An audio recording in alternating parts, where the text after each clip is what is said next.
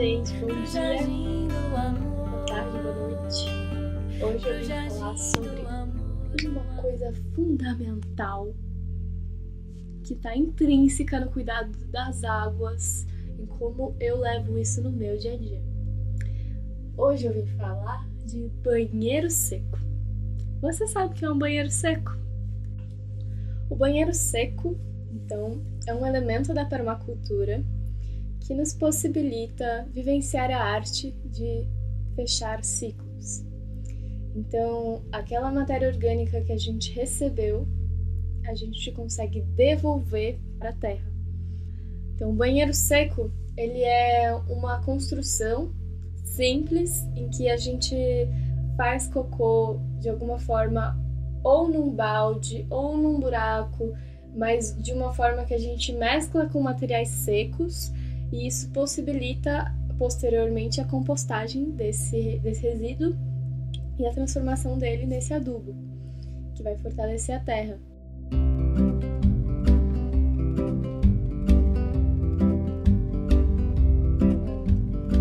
Outro ponto que eu quero trazer, que é muito importante dizer, para aquelas pessoas, especialmente aquelas pessoas que ainda têm nojinho de cocô, é que existem outras formas de ter um banheiro ecológico. O banheiro seco é uma das formas de se ter um banheiro ecológico. É possível ainda ter um banheiro ecológico utilizando o mesmo sisteminha de privada. E isso vai mudar um paradigma que está ali depois do push-in, para onde que esse esgoto que a gente está gerando vai. Tem como ele ser tratado de uma forma a ser já nesse processo devolvido para as terras nos ambientes mais próximos, né? Porque é isso que faz sentido, fazer tudo em pequenas escalas. Não adianta a gente juntar o cocô da cidade toda, né, e concentrar ele num lugar.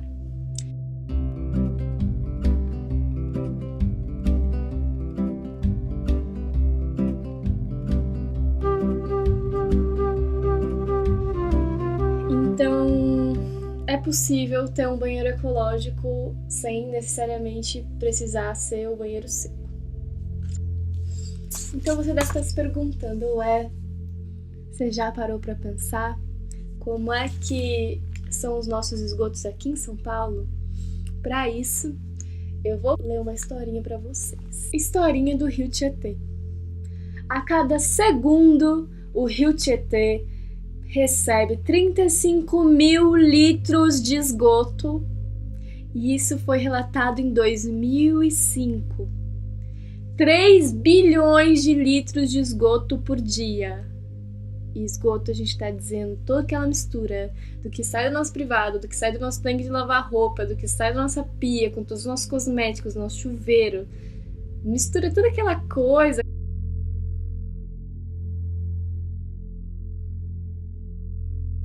Segundo Juliana Borges, desde a década de 70, o Tietê é um rio morto, sem oxigênio para promover vida.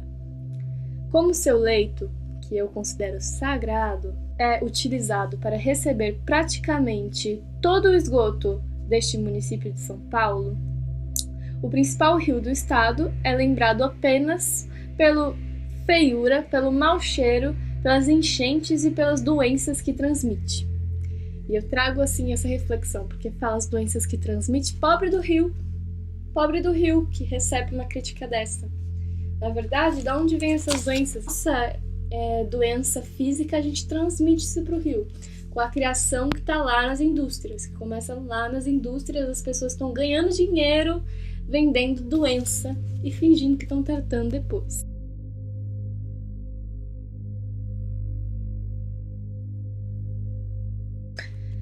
Em 1792, houve uma denúncia alertando: parece que vomitaram sangue, tingindo o Tietê de vermelho por muitas léguas. Isso foi o resultado da exploração do ouro e do ferro. Em 1820, houve mais um relato similar. Entretanto, até 1930, a poluição ainda não havia comprometido totalmente a saúde do rio Tietê. A partir de 1940, quando suas águas eram utilizadas para regar hortaliças, queimavam as plantas. Em 1944, Um esportista, durante a travessia de São Paulo a nado, caiu doente, contaminado. Em 1950, o Tietê foi declarado morto. E daí, então, muito foi se agravando e a contaminação correu pelos lençóis. Isso influencia na poluição de todas as represas, de todas as águas que estão ao redor, porque elas estão conectadas, todas as águas do mundo estão conectadas. Então, se a gente começa a fazer um centro de poluição numa água aqui, essa poluição tem a possibilidade de se espalhando. É fundamental a gente cuidar da saúde do nosso rio. Muitas pessoas protestaram pelo rio, mas nada foi feito até hoje. O que eu acho de tudo isso? Eu acho que nós precisamos parar de poluir o rio. Como? Parando de utilizar esta rede de esgoto e parando de consumir quaisquer produtos de má procedência que possam vir a poluir as águas. Como a água da nascente. Eu acredito que a gente precisa criar uma ética com o que a gente vai estar utilizando, o que a gente vai estar depositando nas nossas águas. A gente precisa refletir o como nós estamos sustentando todo esse comportamento, toda essa relação que a nossa sociedade tem com o Rio Tietê, cada um em sua vida individual.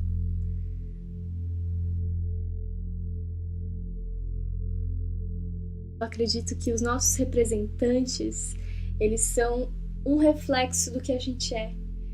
Então, vale a pena a gente refletir aonde na nossa vida nós estamos criando uma nova política, nós estamos criando novos hábitos saudáveis, nós estamos criando uma relação harmoniosa com o planeta. Aonde nós estamos fazendo para que a gente possa ver os nossos representantes refletindo o que a gente vê como direito.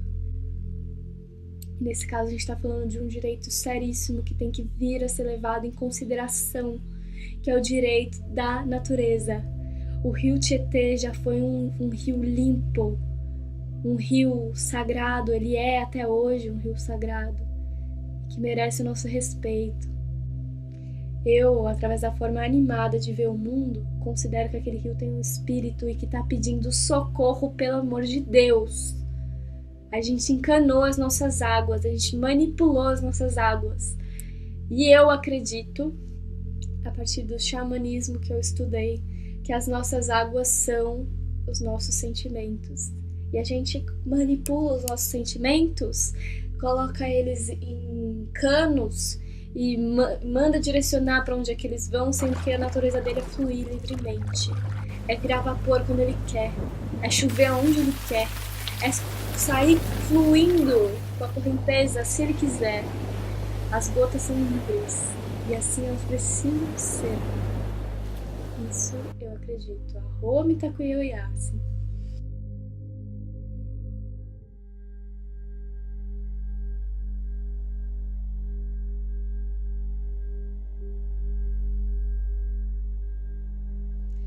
Eu realmente rezo para que a nossa geração possa se lembrar disso sempre e a gente possa vir a tratar o nosso rio da forma como ele merece, porque ele merece ser cuidado.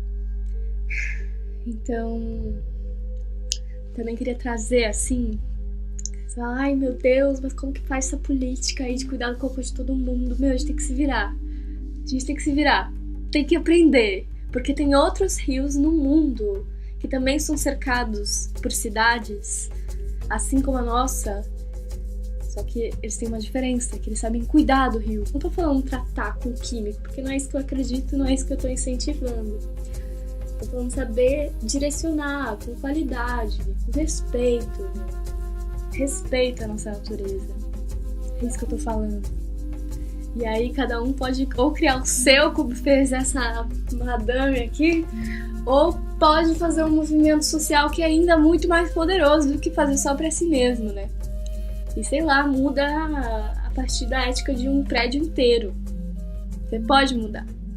Todo mundo pode. A gente tem que trabalhar nisso juntos. É isso que eu acredito. Outra pergunta que eu fiz assim pra dizer pra vocês para relembrar vocês de algo que já era vivo há um tempo atrás. Nossos ancestrais utilizavam penicos desde a época que eles já construíam casas, né, mas de um formato mais próximo ao que a gente conhece hoje. Eles utilizavam penicos, que muitas vezes ficavam em seu quarto mesmo. Tipo, depois eles descartavam essa matéria na terra, que é onde esse resíduo precisa ir. É o merecimento da terra, esse resíduo, e desse resíduo é a terra.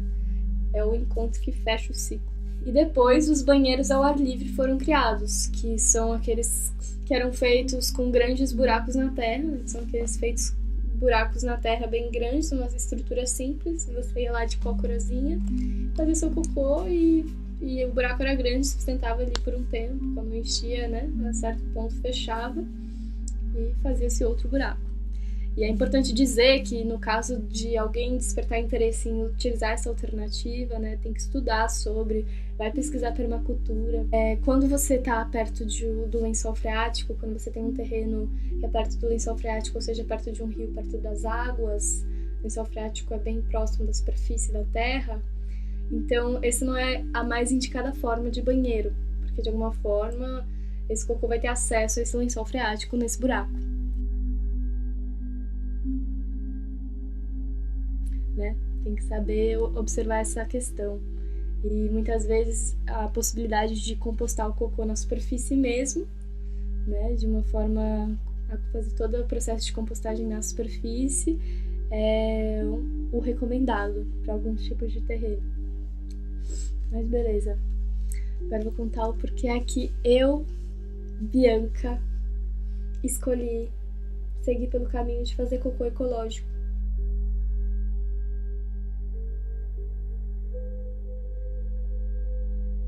Eu senti um chamado da natureza do meu corpo, da natureza do meu ser, assim, de consagrar essa natureza que está ao meu redor. Eu senti um chamado de agir pela harmonia do nosso meio ambiente e senti um chamado do meu corpo, assim, de estar integrado com essa rede, de estar vivendo as minhas ações em máxima harmonia com essa terra. E dentro de tudo isso eu fiz combinado com ela que eu quero sempre aprender cada vez mais a viver as minhas ações em harmonia. Com 16 anos, eu morei 3 meses numa ecovila chamada Piracanga, que tinha uma prática forte com compostagem em banheiro seco. E lá aprendi a importância dessa prática. Assim, ficou mais claro para mim o meu desejo de estar mais em harmonia com a terra. Criei uma relação sagrada com as águas.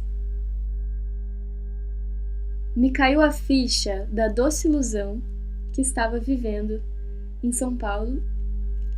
É aquela velha história de receber um mundo pronto, feito um hot pocket, né? Você não sabe de onde vem a sua comida, você não sabe para onde vai o seu lixo, todas as coisas que você tem acesso, você só pega de um mercado e taca numa lixeira, pega de um mercado e taca numa lixeira. Você não conhece o seio de Bhumi Lakshmi. Então, para mim, isso é uma ilusão. Essa história do Rio Tietê e essa minha história em relação a isso. Eu fiz mais uma pergunta, que é o que Gandhi diria, né? O que eu imagino que ele diria, com as palavras que Satish Kumar copiou das palavras do próprio Gandhi. Esse livro aqui, Solo, Alma e Sociedade, que eu estou estudando a partir da Schumacher College, que esse aqui é um professor da Schumacher, Satish. E ele fala assim: o autogoverno, chamado Swaraj, é um princípio de participação popular em sua própria vida. É o contrário de ser controlado por outros. Portanto, é um caminho de autodeterminação, um fórum de verdadeira democracia, ao invés da plutocracia e da burocracia praticados sob a designação de democracia. Os estados grandes e centralizados não conseguiram resolver a maioria dos problemas humanos. Gandhi enfatiza a dimensão pessoal do Swaraj, argumentando que, se não somos livres, não podemos promover a liberdade de outras pessoas.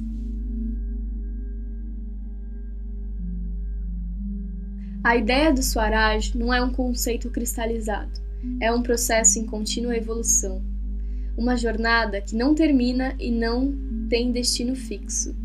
Não é preciso temer a impossibilidade de um Swaraj perfeito, mas precisamos nos empenhar em maximizar o autogoverno e minimizar o governo sobre os outros e a sujeição ao governo dos outros.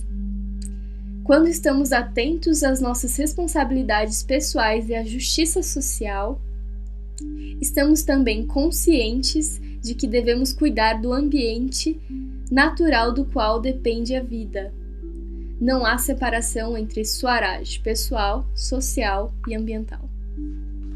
Assim falou Gandhi.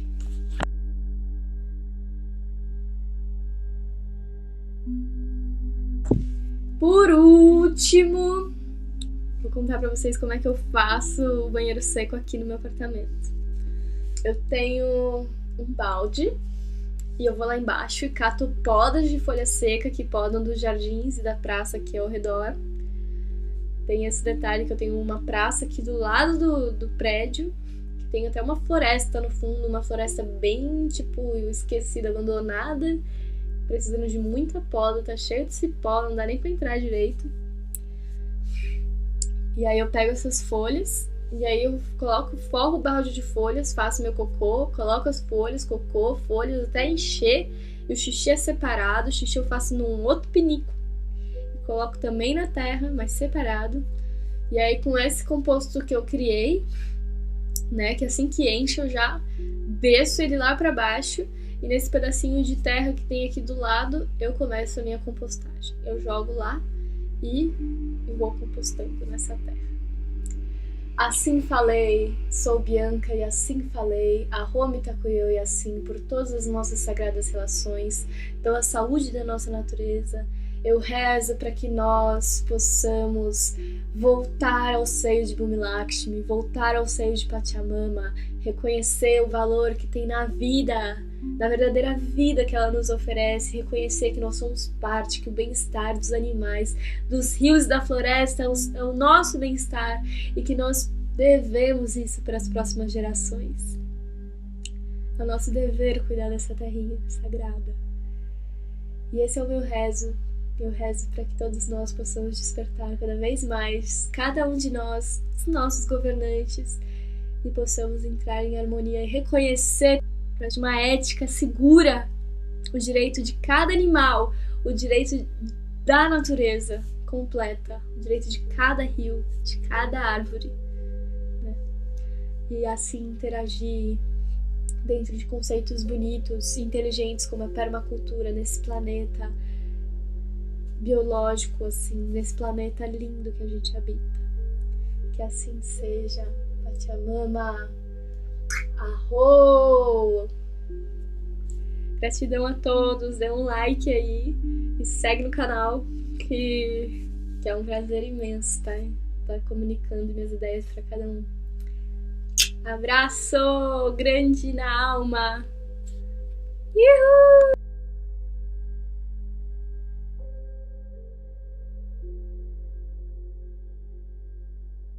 Eu vou contar pra vocês como é que eu faço o banheiro seco no meu apartamento.